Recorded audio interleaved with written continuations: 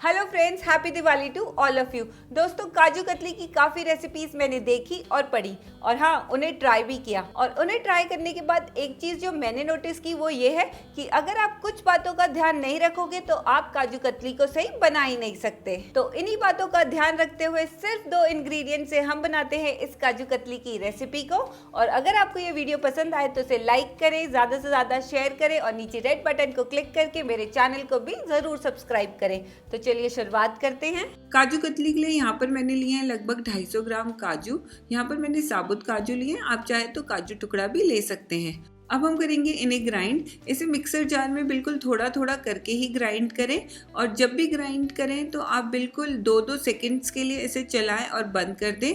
ऐसे करने से काजू एकदम पाउडर फॉर्म में ग्राइंड होगा और इसका पेस्ट नहीं बनेगा, जो कि काजू कतली के लिए बहुत ज़रूरी है। तो यहाँ आप देख सकते हैं कि ऐसे ग्राइंड करने से हमारा काजू एकदम पाउडर फॉर्म में ग्राइंड हुआ है। और इसी तरीके से मैंने बाकी बचे हुए काजुओं को भी ग्राइंड करके इसका फाइन पाउडर बना लिया है। तो यहाँ पर आप देख सकते हैं कि हमारा काजू का पाउडर एकदम बन के तैयार है। अब हम इसे छन्नी की मदद से छानेंगे, क्योंकि ग्राइंड करते समय काजू के कुछ छोटे छोटे टुकड़े रह जाते हैं और अगर हम इसे ज्यादा ग्राइंड करते हैं तो इसका पेस्ट बन जाता है। तो इसे छानना बहुत जरूरी है, जिससे कि ऐसे छोटे छोटे जो काजू के टुकड़े हैं उसे हम अलग कर पाए। इन टुकड़ों को आप हलवा बनाने में इस्तेमाल कर सकते हैं। और यहाँ पर एकदम फाइन पाउडर बन के तैयार है। और अब हम इसे पकाएंगे चाशनी में, जिसके लिए एक हम कढ़ाई लेंगे। उसमें डालूंगी मैं 1 कप या 150 ग्राम चीनी और अब मैं डालूंगी इसमें 1 या 1.5 कटोरी पानी। अब गैस का फ्लेम ऑन कर दें और इसे पकने दें।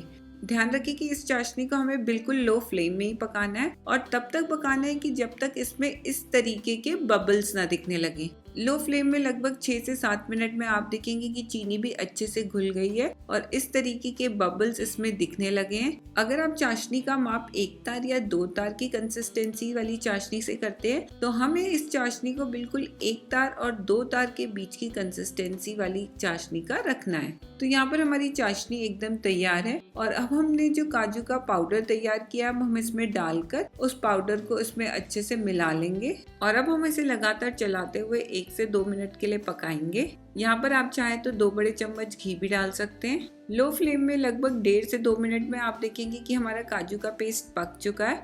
तो अब आप गैस का फ्लेम बंद कर दें और अब इस काजू कतली या काजू बर्फी को हम सेट करेंगे, जिसके लिए एक प्लेट में या आप कोई भी बटर पेपर में घी डालकर अच्छे से फैला लें और अब तैयार किए गए काजू के पेस्ट को इस प्लेट में अच्छे से फैला लें। काजू कतली या काजू बर्फी थोड़ी पतली होती है, तो आप उसी हिसाब से पेस्ट को फैला लें और अच्छे से फैलाने के बाद इसे लगभग 10 से 15 मिनट के लिए सेट होने रख दें।